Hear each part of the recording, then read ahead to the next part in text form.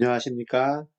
11월 19일 제12주차 자연과학의 이해 동영상 강의를 시작하겠습니다. 먼저 여러분 과제 제출 현황을 확인하고 이상이 있으면 메일이나 카톡으로 알려주시기 바랍니다. 마지막 줄입니다.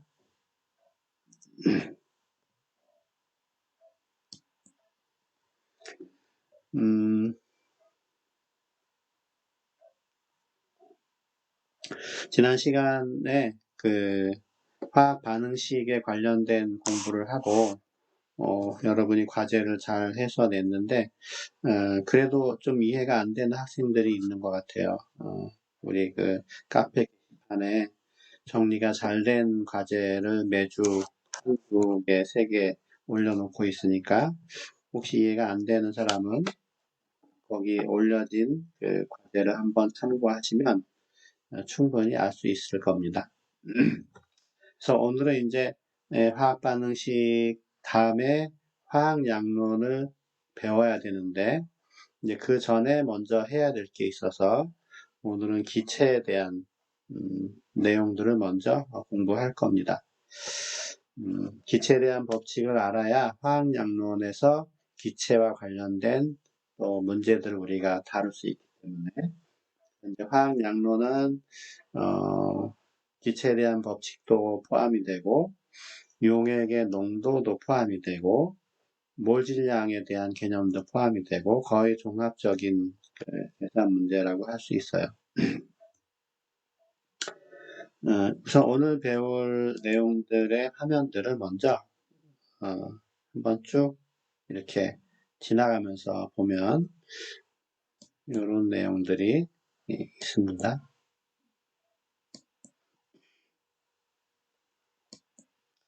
아마 여기까지가 아마 오늘 주로 공부할 내용하고 관련이 있는 그런 부분이에요. 그래서 처음에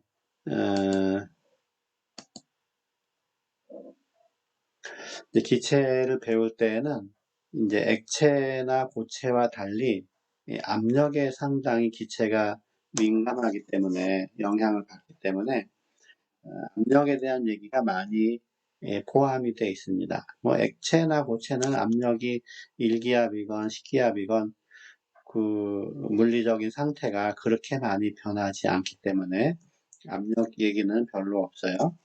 하지만 기체는 아니죠. 그래서 이제 압력에 대해서 먼저 우리가 정의도 배우고 계산하는 것도 측정하는 방법도 배울 거예요. 압력이 뭐냐 하면은 이제 공식으로는 압력이라는 것은 넓이 분의 힘이다. 이 분수의 값인데 분자 분모에 해당하는 값이 있으면 항상 분모 1 단위, 분모 1에 해당하는 분자의 양이다. 분수는 그런 뜻이거든요. 그래서 이제 풀어서 쓰면 단위 면적의 수직으로 작용하는 힘의 크기를 압력이라고 한다. 단위 면적 항상 이렇게 이때 나오는 단위는 1이란 뜻이에요. 1. 면적 1에 그게 그 면적의 단위를 넓이의 단위를 제곱미터로 할지 제곱 피트를 할지 제곱 센티미터로 할지 그때마다 다 다르겠죠. 단위를 그렇게 써주면 돼요. 제곱미터냐 제곱 센티미터냐. 근데 이제 표준 단위로 하면 넓이의 단위는 제곱미터예요. 힘의 표준 단위는 여기 써 있는 것처럼 뉴턴이라고 되어 있죠. 뉴턴은 풀어서 쓰면 질량에다가 가속도를 곱한 거예요. 가속도는 뭐죠? 미터 퍼 세컨드 제곱이죠. 어떤 질량을 가지고 있는 물체에 가속도를 주는 게 힘이기 때문에 질량과 가속도에 이제 힘이 비례하기 때문에 힘의 단위가 질량 곱하기 가속도.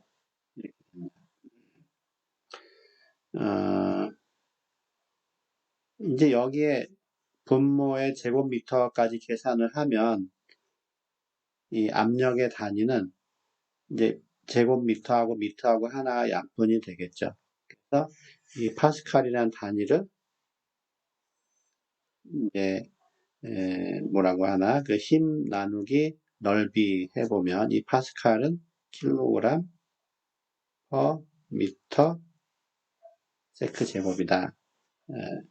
이게 파스칼이라고 지금 써 있는데 원래 압력의 단위는 표준 단위로 하면은 이렇게 되는데 이게 복잡하니까 이거를 그냥 간단하게 PA로 쓰기로 하자 하는 겁니다.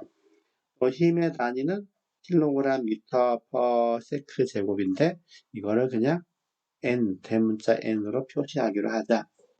이제 단위를 좀 간단하게 표시를 한 거예요.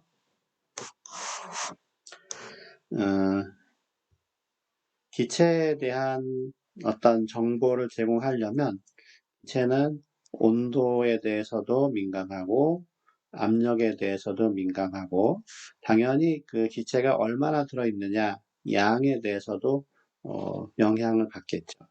그렇게 해서 이제 부피가 결정이 된다 얘기할 수도 있고 아니면은 뭐 이 네 개의 값들이 서로 유기적으로 이제 변화하기 때문에 이 네 개 중에 어느 하나를 이제 모를 경우 세 개가 결정이 되면 나머지 하나도 자동으로 결정이 된다 하는 건데 먼저 압력에 대해서 좀 더 다른 책에 있는 걸 참고로 설명을 해 볼게요. 일반화 책을 참고하면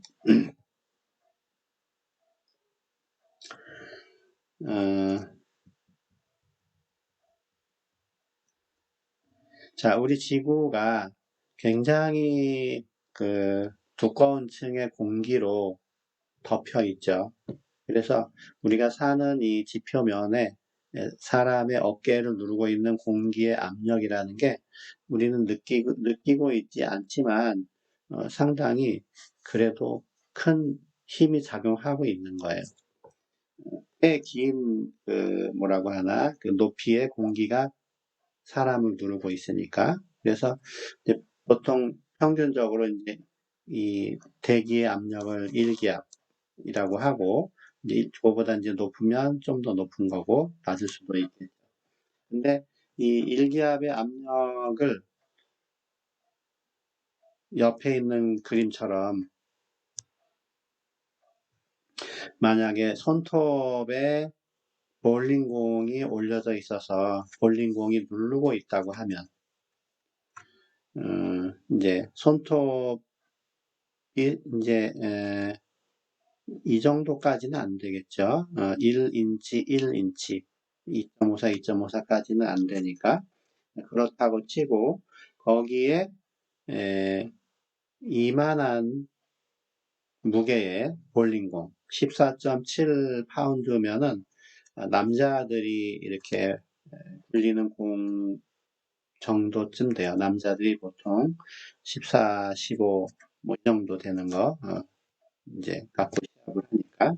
그러니까 묵직한 볼링공이 가로 세로 1인치 되는 그 넓이를 누르고 있다 그러면 꽤 큰 그 압력, 큰 힘을 받고 있는 건데 실제로 공기가 누르는 압력도 그 정도 된다 하는 겁니다. 넓이분의 힘이라고 했어요. 넓이분의 힘. 이 책에는 이제 참고로 뭐 몇 개, 두 가지를 더 지금 이제 두세 가지 더 계산해 놓은 게 있는데 코끼리 발에 작용하는 압력은 얼마냐 그래서 코끼리의 무게에다가 그 발의 그 넓이를 앞에서 소개했던 파운드 퍼 인치 스퀘어 제곱 인치로 바꿔서 계산을 했더니 14 파운드 퍼 제곱 인치다. 스케이트 날에 작용하는 압력은 그거의 2배 정도 되는 30. 그 다음에 사람 발바닥에 작용하는 압력은 2파운드 퍼 제곱인치. 아까 1기압은 14. 얼마였죠? 그러니까 코끼리 그 무게가 이제 그 제곱인치에 누르는 그 정도 힘이 1기압이라는 거죠. 실제로 숫자로 보면은 코끼리는 워낙 발바닥이 넓어서 이렇게 뭐라고 할까? 뭐 그래도 이제 나눠 보면은 14가 되는 겁니다. 실제로 누르는 힘은 엄청 크겠지만 음, 대기의 압력을 이제 처음에 측정한 사람이 이제 토리첼리인데 그 사람이 이제 압력을 측정한 그 뭐라고 하나 그 장치 그것이 이제 이렇게 생긴 거예요. 대략적인 그 그림으로 보면 그래서 커다란 수조에다가 수은을 좀 많이 붓고 또 기다란 시험관에다가 수은을 가득 채운 다음에 거꾸로 세워서 수은 기둥 속에다가 꽂은 다음에 살짝 이제 여기를 열어놓은 건데 처음에 이제 집어넣을 때는 이제 흐르지 않게 막아놓은 건데 그랬더니 어, 처음에는 수은이 여기 가득 차 있는 건데 살짝 손을 떼니까 수은이 조금 내려오다가 멎은 거예요. 그때의 그 압력에 따라서 약간 높이가 요거보다 높았다 낮았다 했는데 평균적으로 76cm의 높이를 유지하면서 이제 수은 기둥이 이렇게 높이가 정해졌다 하는 거죠. 요 그 시험관의 내외부의 그 수은주의 그 수면과 똑같은 높이를 가상적으로 그어보면 근데 요 면에 작용하는 수은이 누르는 이 힘이라는 것이 이 외부에서 대기가 이쪽에서 누르면서 작용하는 그 압력하고 똑같기 때문에 이 수은이 더 올라가지도 않고 내려가지도 않는 거다. 대기의 압력이라는 거는 수은 기둥의 높이가 76cm 정도 되도록 유지하는 압력이다. 그러면 이제 이 기둥이 나타내는 압력이라는 게 어떻게 계산이 되느냐 하는 거를 이제 간단히 한번 생각을 해 볼게요. 지금 보면 기둥이 이렇게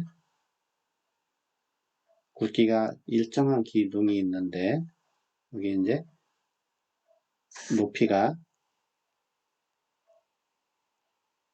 h라고 이렇게 하는 거예요. 높이를 h라고 하자. 빨간 걸로 됐을까요? 여기 이제 예를 들어서 수은이라고 생각해도 좋고, 어떤 그 유체가 이렇게 기둥을 유지하고 있다. 그러면 요 면에 해당하는 넓이가 있을 거고, 요 면을 누르고 있는 기둥의 그 중력, 무게가 있겠죠. 그래서 우리가 압력 그러면 넓이를 이제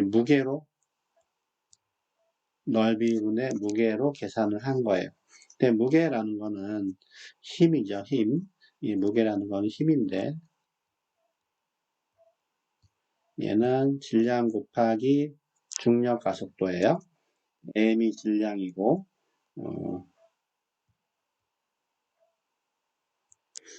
d는 중력 가속도죠. 중학교 때 그 역학적 에너지 같은 거 막 할 때, 중력 가속도 9.8 미터 퍼 세컨드 제곱이라고 많이 공부한 적이 있을 겁니다. 근데 이 외부의 그 기압의 상황에 따라서 높이가 올라갔다 내려갔다 하니까 요 안에 있는 그 수은이나 어떤 액체의 질량이 또 이제 많아졌다, 커졌다, 작아졌다 할 텐데 그때마다 이 질량을 재는 게 아무래도 번거로우니까 우리는 밀도가 부피분의 질량이다 하는 거를 살짝 변형을 해서 질량은 밀도 곱하기 부피다 이렇게 이제 바꿔서 표시할 수 있으니까 거기를 대신 쓰는 거예요. 원래 S분의 mg인데 S분의 m 대신에 dv g를 쓰는 거죠. 근데 이제 그렇다면 이제 이 수은 기둥의 이 수은이나 이 높이를 유지하고 있는 유체의 부피가 측정이 돼야 되는데, 부피는 뭐 여기 유리관에 눈금을 새기면 잴 수 있겠지만, 부피도 좀 귀찮다. 그래서 이 원기둥이라고 하면 부피가 밑넓이 곱하기 높이죠. 그 자리에다가 다시 부피 자리에다가 밑넓이 곱하기 높이를 쓰고 봤더니 다행히도 이 밑넓이 S가 분모에 있는 것과 약분이 돼요. 그러니까 굳이 S의 단위까지만 신경 쓰고 할 필요가 없어요. 이게 약분이 되니까 결국은 최종적으로 어떤 식이 얻어지느냐? 밀도 곱하기 중력가 속도 곱하기 높이다. 단면적의 넓이와 상관이 없는 거죠. 넓을 때건 좁을 때건 오로지 높이에만 이 압력이 이제 영향을 받는다 하는 거예요. 그래서 그 이쪽 순이 차지하고 있는 이 외부의 면적이 상당히 넓고, 순이 아니라 공기가 누르는 이 부분이, 순이 누르는 부분은 좁지만 그 넓이하고 압력하고는 직접 이렇게 크기가 관계하는 건 아니에요. 오로지 높이만 관련한다. 다른 물리학 책에 보면은 이제 그 압력이라는 것이 유체의 압력이 로 hg다 이렇게 공식으로 나와 있어요. 이 로라고 하는 거는 유체의 밀도, h는 높이, g는 중력 가속도예요. 수은을 가지고 실험을 했더니 밀도가 13.6이죠. 표준 단위는 아닙니다. 자, 이거인 수은을 가지고 실험을 했더니 760mm일 때 1기압이다. 1기압으로 하자. 뭐 이렇게 이제 정한 거기 때문에 어차피 이제 수은의 경우에 밀도와 중력가 속도는 같은 값이니까 높이만 알면 되겠죠. 그래서 압력의 단위가 원래는 파스칼인데 또 다른 단위가 수은 기둥의 높이를 그냥 압력의 단위로 쓰자. 뭐 이렇게 했어요. 그래서 수은 기둥의 높이, 다시 말하면 밀리미터 Hg. 이것도 압력의 단위예요. 파스칼도 압력의 단위죠. 근데 숫자의 규모가 파스칼로 하면 너무 크기 때문에 이전부터 우리는 기압이라는 단위를 많이 써왔어요. 그래서 기압도 압력의 단위, 파스칼도 압력의 단위, 밀리미터 Hg도 압력의 단위인데 이 밀리미터 Hg는 또 다른 표시로 실험한 사람의 학자의 이름 앞자를 따서 토르라고 불러요. 그래서 1기압, 1파스칼, 1mm Hg, 1토르 이런 것이 다 압력의 단위다. 그리고 압력은 유체의 경우에는 EGH 다른 표시를 하면 로 HG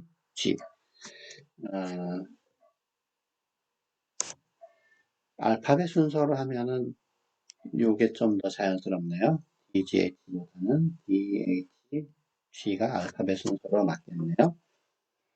아시겠죠? 그래서 요 자주 쓰이는 압력의 단위가 기압이 제일 많이 쓰이고 이제 문헌에는 파스칼로 나오고 또 자주 등장하는 거 이전부터 쓰던 거 이 세 가지는 자주 쓰이는 압력의 단위입니다. 다시 이제 책으로 돌아가면 여기 보면 이제 요 왼쪽 그림이 토리첼리가 실험했던 파워포인트에서 보여줬던 그 실험 대기압을 측정했던 실험 장치예요. 요 부분을 보여준 거예요. 오른쪽은 이제 수은 대신에 물을 사용한 거예요. 물을 사용한 거. 근데 외부 기압은 다 일단 1기압이라고 가정을 하면, 이제 왼쪽에서는 이제 압력이라는 게 로 HG였는데, 수는 얘가 13.6이고, 높이는 760 또는 76cm. 그리고 중력 가속도 이렇게 있는 거죠. 7cm보다도 물이 워낙 높이 올라가니까 0.76m 곱하기 G. 이게 이제 압력을 나타내는 이 공식의 숫자들을 대입한 거예요. 똑같은 압력인데 물을 썼으면 1.0 밀도가, 높이는 잠시 생각을 해보고 중력 가속도는 G죠. 그래서 이 값이 이제 똑같은 압력이니까 같은 대기압을 나타내는 겁니다. 양쪽을 비교하면 G는 똑같을 것이고 이제 밀도만 13.6배가 왼쪽이 크니까 높이가 이쪽이 13.6배가 커야 돼요. 그래서 0.76 곱하기 13.6 미터다. 요게 76cm, 0.76m라고 하면 이 길이는 2만원 미터를 유지할 것이다. 보면 한 10m 정도 됩니다. 10m. 그래서 지하수에서 펌프로 물을 펄 때 10m까지가 한계다. 뭐 이런 얘기가 여기서 나온 거예요. 그 다음에 간단한 압력계에 대한 설명을, 이제 여기 로 HG라는 거 공식을 여러분이 유체역학에서 알려져 있다 하는 걸 이제 받아들인다고 치고, 자, 보니까 여기 세 가지 유형의 압력계가 표시되어 있습니다. 1번 같은 경우가 이제 직접 압력을 측정하는 거이긴 하지만 서 있는 상황이기 때문에 그것보다는 이쪽에 오른쪽 두 개가 좀 더 활용성이 큰데, 자, 지금 어떤 기체를 이제 뭐 넣었다 닫았다 할 수 있다고 치고, 기체를 오픈했을 때에 이쪽에 미리 U자 반에 수은을 이제 채워 놓은 거죠. 수은을 여기까지 가득 채워 놓고 기체와 연결을 해서 놨더니 여긴 진공인데 높이의 차가 이 정도 난 거예요. 그러면 이제 같은 수면에서 봤을 때 왼쪽은 기체가 누르고 있고 오른쪽은 진공은 누르고 있는 게 없으니까 이 높이에 해당하는 압력만 나타나겠죠. 그래서 기체의 압력은 H로 G라고 하는 요 H만 반영이 된다. 이게 이제 순이었다 그러면은 높이 자체가 기체의 압력이에요. 근데 두 번째, 세 번째는 이 부분이 열려 있는 거예요. 지금 여기는 이제 닫혀 있는 건데 여기 이제 오픈된 거죠. 오픈됐다는 말은 공기가 누르고 있다는 거죠. 사람이 여기 앉아 있는데 머리 위에 공기를 또 이고 앉아 있다 생각을 하면 돼요. 세 번째를 먼저 보면 하여튼 낮은 수은 기둥을 기준으로 평행선을 그어서 생각하면 편한데, 왼쪽은 기체만 있는 거죠. 기체만. 오른쪽은 수은 기둥에다가 누가 또 있습니까? 대기압이 또 있어요. 여기 이제 로 HG. 이렇게 해서 이제 압력이 똑같아지니까, 기체의 압력이라는 것은 대기압에다가 높이에 해당하는 압력을 추가로 더해줘야 된다. 이 두 번째는 기체의 압력이 낮아서 대기압에 의한 쪽이 더 밑으로 내려온 거예요. 수온이 대기압에 눌려서. 그러면 요 낮은 기둥을 중심으로 또 생각을 해보면 오른쪽은 공기만 누르고 있죠. 오른쪽은 PATM 대기압. 왼쪽은 기체 외에도 이 높이에 해당하는, 이 높이가 이쪽에 있는 건데 사실은 이 높이에 해당하는 부분이 합쳐져 있는 거죠. P 기체 더하기 로 HG. 오른쪽은 대기압. 그래서 P 기체는 하고 정리를 하면 대기압에서 H 로 G를 뺀 것과 같다. 이렇게 됩니다. 요거 그림과 관련된 문제 하나가 오늘 과제 중에 하나입니다. 참고하시고요. 다시 파워포인트 화면으로 가면 그래서 일기압이 수은 기둥의 76cm에 해당하는 요 높이를 일기압으로 하자. 그래서 일기압은 수은 기둥 76cm 또는 760mm HG랑 같아요. 이거는 밀리미터 단위로 한 것이 토르와 같은 단위라고 했죠. 그래서 일기압이 이제 로 HG에서 13.6 g per 세제곱센티미터 곱하기 H가 76cm 곱하기 G가 9.8 m per 세크 제곱이에요. 그런데 이제 이게 파스칼로 표현되기 위해서는 이 밀도나 높이나 중력 가속도나 전부 다 표준 단위로 해야 우리가 표준 단위인 파스칼로 바뀌는 거예요. 그러니까 밀도는 얘 대신에 킬로그램 퍼 미터 세제곱짜리를 대입해야 돼요. 이 76은 뭐 정이기 때문에 숫자는 상관없는데 단위는 확실하게 미터로 바꿔야 되고 요게 이제 결국은 얼마 이렇게 되겠죠. 13,600 이런 식으로 9.8 미터 퍼 세크 제곱은 이미 제대로 되어 있으니까 얘는 뭐 고칠 게 없습니다.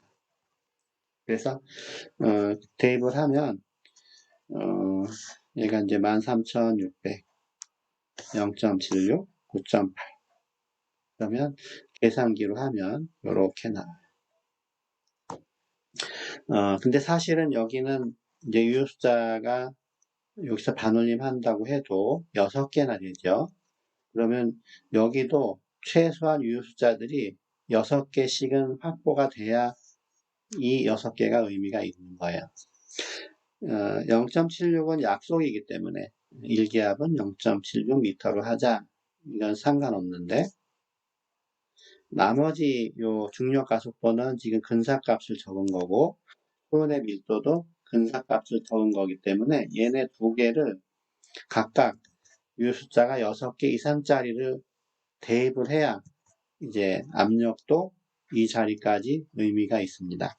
근데 그 압력의 단위를 찾아보면 일기압일 때 101,325 파스칼 이렇게 나와 있어요. 일기압이 또는 뭐 101.325 킬로파스칼 똑같은 얘기죠. 아니면 1013 헥토파스칼 다 이제 이게 같은 얘기인데 이 여기서 대입한 이 101292는 표준값, 그 일기압에 대한 정확한 값하고는 약간 거리가 있습니다. 왜냐하면 밀도와 중력 가속도의 유효 숫자가 너무나 적당하는 거죠. 그래서 오늘 과제와는 별도로 퀴즈를 하나 여러분에게 내는데 일기압이 정확하게 101,325 파스칼이 나오도록 이 로지 H에다가 이 밀도, 높이, 중력 가속도를 이제 정확한 값을 찾아서 대입해서 한번 요 값이 나오는지 한번 확인해 보세요. 요거는 첨부 파일을 메일로 보내지 말고 우리 단체 오픈 채팅방 카카오톡으로 보내시기 바랍니다. 제일 먼저 정답을 올린 사람만 유효한 걸로 인정을 하겠습니다. 과제는 아니고 퀴즈입니다. 그래서 이제 앞에 화면으로 다시 가면 기체에 대한 법칙으로는 한다고 그랬는데 이제 TVPN 사이의 관계식을 나타내는 몇 가지 법칙들이에요. 온도와 압력이 이제 수시로 몇 도 온도와 압력이 수시로 주어지기 때문에 그때마다 이제 맞는 걸 대입해야 되는데 특별히 0도씨 일기압이라고 해서 자주 이제 등장을 하는데 표준 온도와 압력이라고 약속을 했어요. 그래서 STP에서 1몰의 부피는 얼마냐? 그러면은 STP는 0도씨 일기압이구나. 별도로 안 알려주니까 STP는 표준 온도와 압력이고 0도씨 일기압이다 하는 걸 알아야 됩니다. 이하 이제 법칙들은 거의 이제 그 전개하는 패턴이 유사하기 때문에 하나만 차례로 소개하면 다음엔 그냥 자동이에요. 지금 보일의 법칙 몇 가지 이제 이런 식들이 있죠. 그 다음에 샤를의 법칙, 아보가드로 법칙 요 세 개가 이제 등장을 해요. 일반학 책에 있는 그 그래프를 참고해서 설명하는 게 더 좋을 것 같아서 이제 그쪽으로 다시 넘어갈게요.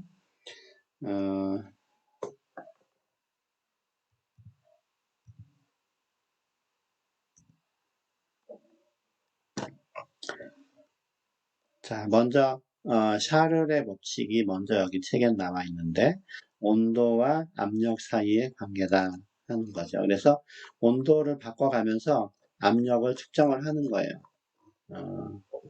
위쪽에 그림이 있네요. 어디 갔냐? 그림이 있었는데. 자, 이상하네. 왜 안 보이지? 그림은 없나 보네요. 자, 없습니다. 저기 그래프만 있네요. 그래프. 원래 실험 장치 있는 법칙이 하나 있었는데 그거랑 혼동을 했어요. 그거는 P와 T 사이의 관계였는데 자, 샤를의 법칙은 온도를 바꿔가면서 부피를 측정한 이제 실험이고 그래서 온도와 부피 사이의 관계예요. 이 온도를 바꿔가면서 부피를 측정을 했다.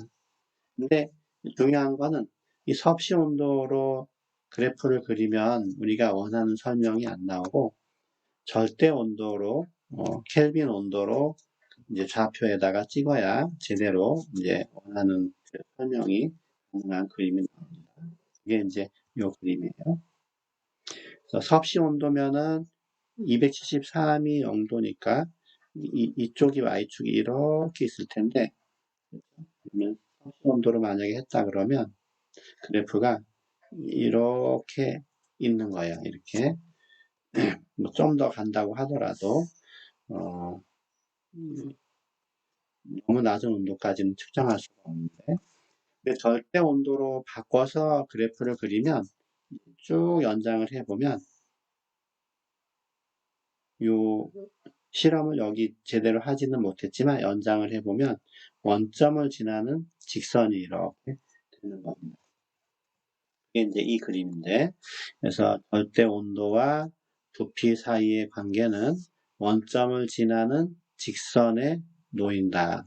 데이터들이 이 말은 부피는 절대 온도에 비례한다. 이렇게 얘기할 수 있는 겁니다. 이렇게 섭씨 온도로 하면 y절편이 0이 아닌 데서 이렇게 지나가기 때문에 양의 상관관계는 확실하지만 비례한다고 말을 하지 않아요.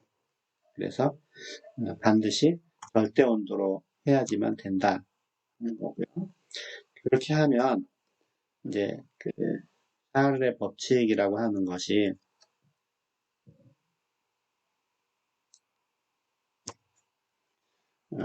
샤를의 법칙이라고 하는 것이 부피가 절대 온도에 비례한다. 이렇게 표시합니다. 이 비례한다는 것을 우리가 이렇게 옆으로 이렇게 쓰는데 무한대는 아니고 약간 오른쪽이 열려 있는 거예요. 비례한다. 요게 T가 중요하다 그랬죠. 그냥 온도가 아니라 반드시 절대 온도예요. 절대 온도. 이 비례한다는 것은 V와 T 사이에 비례 관계가 있으면 언제든지 한쪽에 상수를 곱해서 등호로 표시할 수가 있어요. 그러니까 이렇게 되는 거죠. 이렇게. 그러면 이게 K는 상수니까 K만 놔두면 T분의 V는 언제나 일정하다. 그래서 처음 상태를 첨자 1로 나타내고 나중 상태를 첨자 2로 나타내면 항상 일정하니까 T1분의 V1은 T2분의 V2다. 이런 식이 얻어집니다. 중요한 거는 절대 온도여야 된다. 그리고 아까 네 가지 변수 중에 이 경우에 P하고 N은 변하지 않아야 된다. 그래서 이 샤를의 법칙이라는 것은 요렇게 해도 되고 요렇게 해도 되고 요렇게 해도 된다 하는 겁니다. 물론 이것도 되기는 돼요. 계산 문제에서는 이제 요게 조금 더 자주 등장을 해요. 두 번째 이 책에서 그 다음에 나오는 거는 부피와 압력 사이의 관계예요. 부피와 압력 사이의 관계, 보일의 법칙이라고 해서 여기도 이제 부피, 여기가 압력을 변화시키면서 부피를 변화시키면서 압력을 재는 건데, 쟀더니 이번에는 반비례 그래프가 됐다. 역수를 하나로 바꿔놓으면 비례하는 그래프다 하는 거죠. 그래서 역시 전개 과정이 똑같습니다.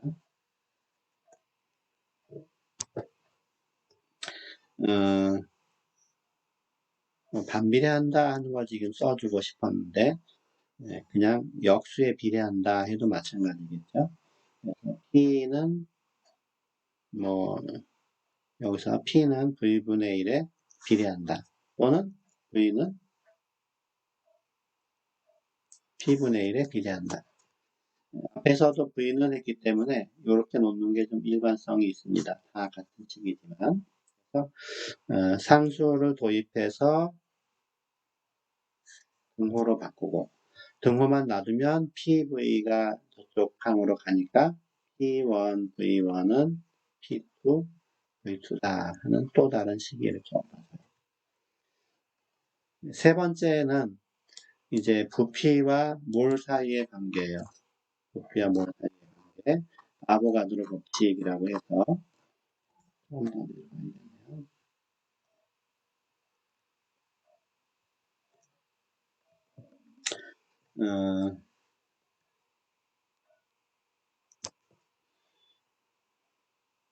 자, 몰과 부피 사이의 관계죠. 그래서 부피는 몰수에 비례한다.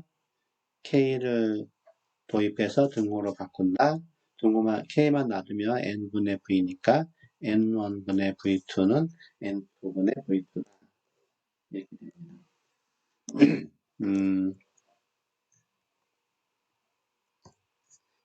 지금 V라는 것이 처음에 보니까 절대 온도에 비례하고 두 번째는 압력의 역수에 비례하고 세 번째는 몰수에 비례하고 세 개를 얻었어요. 이 세 개를 이제 그러면 T와 P와 N이 동시에 변하면 어떻게 되느냐?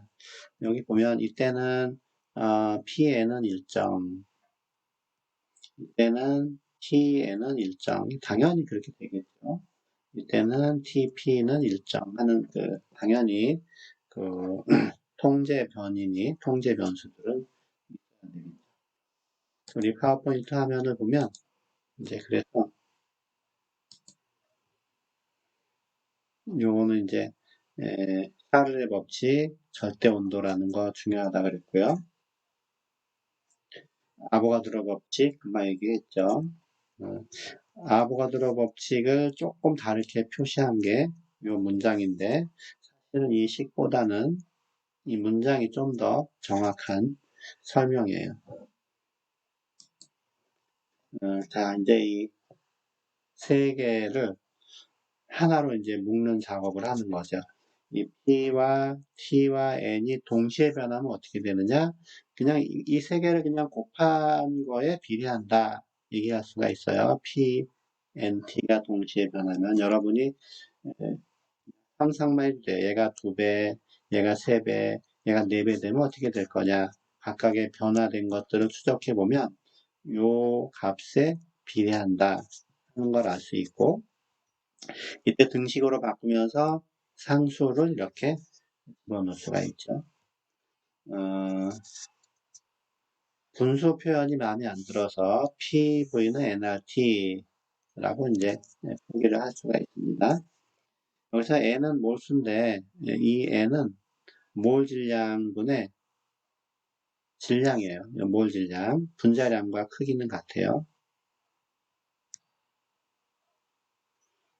질량.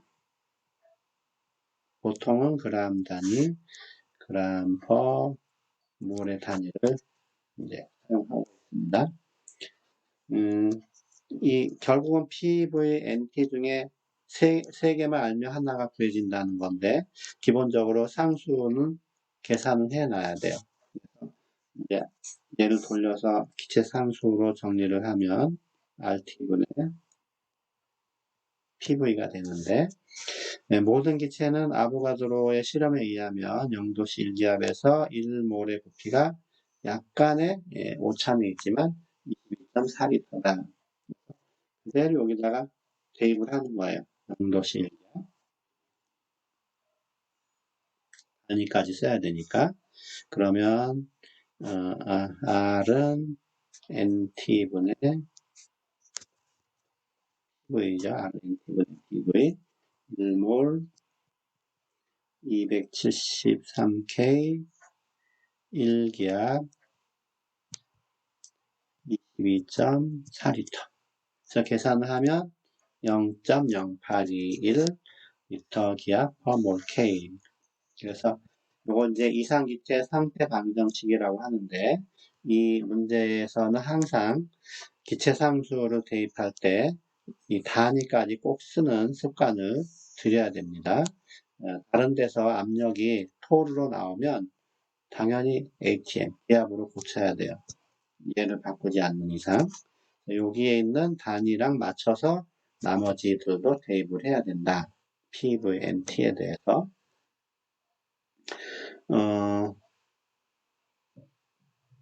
간단한 예제를 보면 이제 보일의 법칙하고 샤를의 법칙을 묶어서 이렇게 표시를 해요.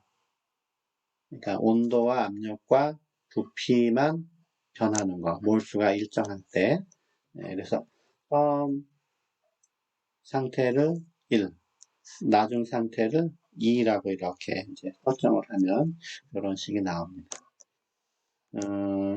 얘는 요것도 있지만 그 일반화 책에 있는 걸로 한번 얘를 찾아서 볼게요.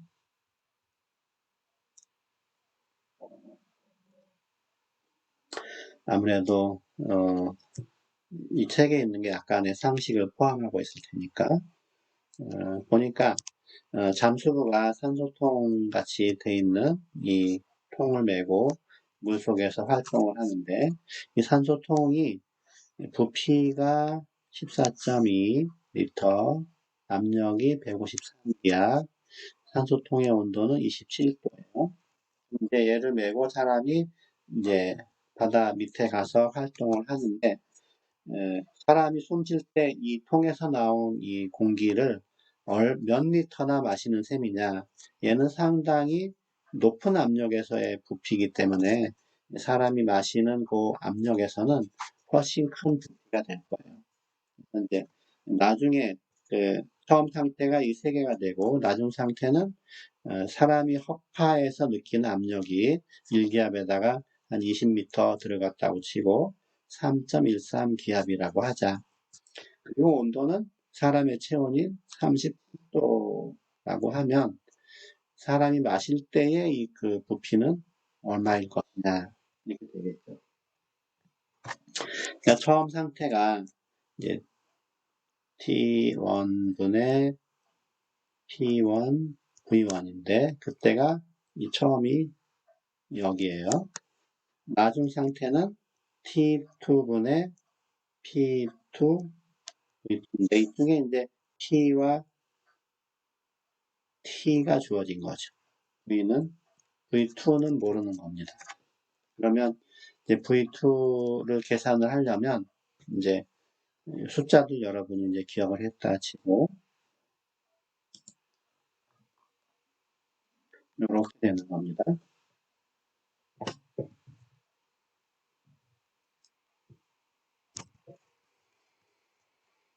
요게 이제 공식이죠. 보일-샤를의 법칙이고 여기서 P2, V2를 알고 싶은 거예요. V2를. 나머지 다 그대로 대입을 해서 V2에 대해서 정리해 놓고 계산을 했더니 667리터가 된다. 산소통의 부피는 14.2리터에 해당하지만 사람이 마실 때쯤에 그 압력으로 바뀌었을 때는 667리터 뭐 이런 겁니다. 그래서 이제 시간이 다 됐기 때문에 오늘의 과제를 두 문제를 여러분에게 주겠습니다. 첫 번째는 앞에서 나왔던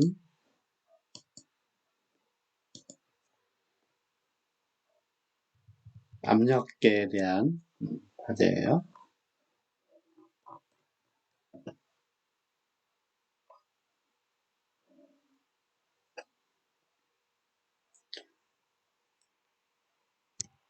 과제 1번입니다.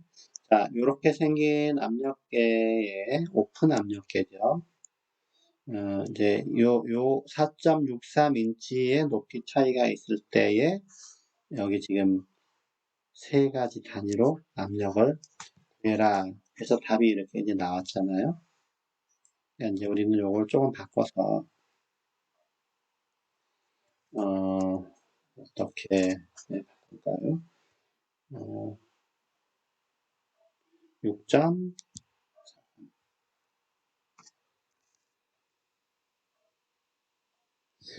이 압력계에서 안에 기체가 있고 외부에 공기와 연결이 되어 있는데 수은 기둥의 이거 수은이에요. 수은 기둥의 높이가 6.43인치를 보이고 있다.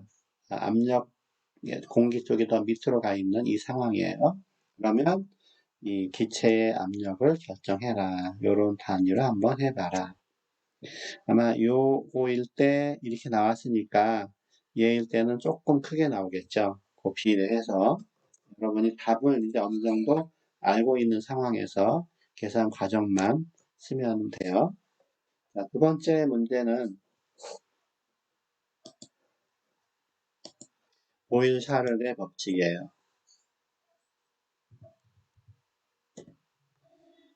여기 보면 이제 36번 문제가 있는데 앞에 예제 잠수부의 그 산소통하고 상황은 똑같아요. 이제 높이 올라갈 수 있는 그 에드벌룬 이런 그 고무풍선 같은 게 처음 상태가 부피는 이만큼 V1이죠. 온도는 21도, 압력은 745토르다. 이게 처음이에요. 내가 이제 하늘 높이 올라가서 20km까지 올라가면 이건 계산에 쓰이는 건 아니죠. 20km 높이까지 올라가면 온도는 영하 48도가 되고 압력은 상당히 낮아서 63.1토르이다. 그렇다면 부피는 얼마냐 하는 거죠. 공식은 다 알고 있겠죠. 보일 차르의 법칙이니까. 처음 상태의 온도와 압력과 부피가 주어지고 나중 상태의 온도와 압력이 주어졌으니까 부피는 얼마인가. 사실은 오늘 과제는 좀 다른 때에 비해서 좀 쉬운 편인 것 같아요. 여러분에게는 어떻게 느껴질지 모르지만. 과제 앞에 거 1번, 지금 거 2번. 퀴즈는 선택이니까 혹시 풀고 싶은 사람만 풀어서 퀴즈는 카톡으로 올려주시기 바랍니다. 어려운 거 들으시느라고 긴 시간 동안 들으시느라고 수고 많이 하셨습니다.